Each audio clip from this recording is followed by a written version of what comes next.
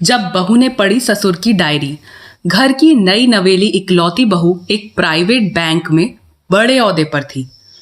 उसकी सास तकरीबन 1 साल पहले ही गुजर चुकी थी। घर में बुजुर्ग ससुर और उसके पति के अलावा कोई और नहीं था। पति का अपना कारोबार था। पिछले कुछ दिनों से बहू के साथ एक विचित्र बात होती।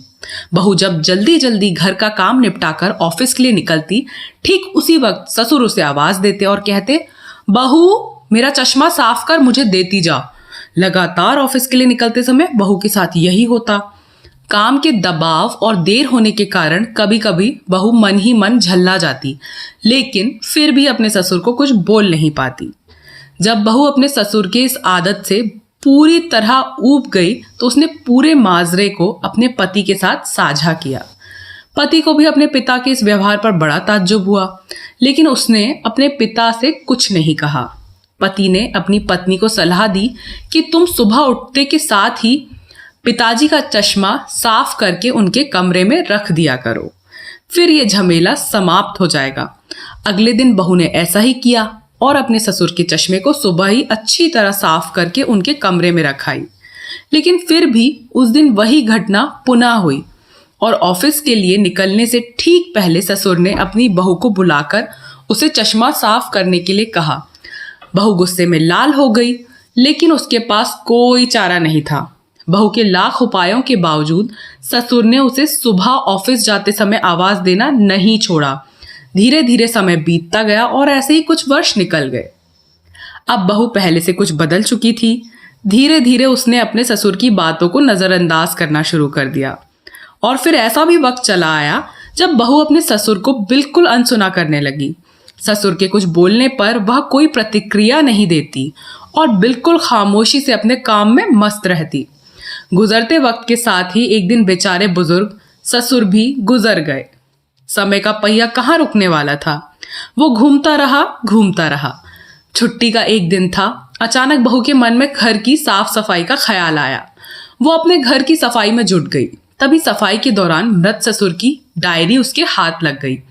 बहू ने जब अपने ससुर की डायरी को पलटना शुरू किया तो उसके एक पन्ने पर लिखा था, दिनांक 24 अगस्त 2009।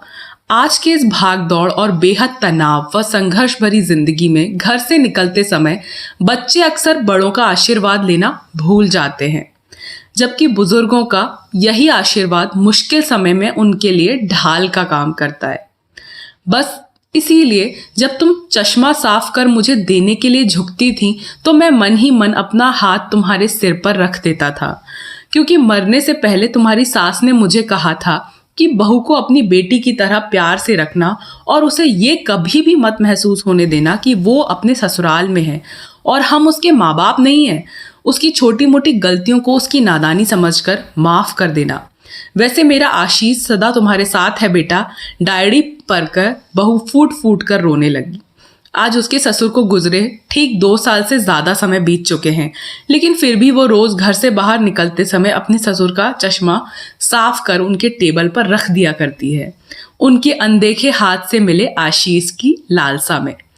जीवन में हमें रिश्तों का महत्व महसूस नहीं होता है, चाहे वो किसी से भी हो, कैसे भी हो, और जब तक महसूस करते हैं ना, तब तक वह हमसे बहुत दूर जा चुके होते हैं। इसलिए रिश्तों के महत्व को समझें और उनको सहेज कर रखें। हमारे संस्कार ही हमारी विरासत है। तो दोस्तों, ऐसा हमारे घर में होता है कि हमें हमारे बड़ों की रोक टोक पसंद नहीं होती, पर उनकी रोक टोक में उनके जीवन भर का अनुभव होता है, एक्सपीरियंस होता है, जिसकी वजह से वो हमें कुछ समझाना चाहते हैं, इसीलिए वो हमें रोकते और टोकते हैं। कभी कभी उनकी बातें गलत भी हो जाती हैं, पर घर में शांति बनाने के लिए और उनका मान सम्मान करते रहने के लिए उनकी ऐसी बातों को आप नज़रअंदाज करके आगे बढ़ सकते हैं, उनको अपने साथ लेकर चल सकते हैं। तो कहानी आपको कैसी लगी? पसंद आई हो तो प्लीज़ वीडियो को लाइक करना और चैनल को सब्सक्राइब करना। मिलते हैं अपनी अगली कहानी में। तब तक कहानी वाली एकता को आज्ञा दीजिए। धन्यवाद।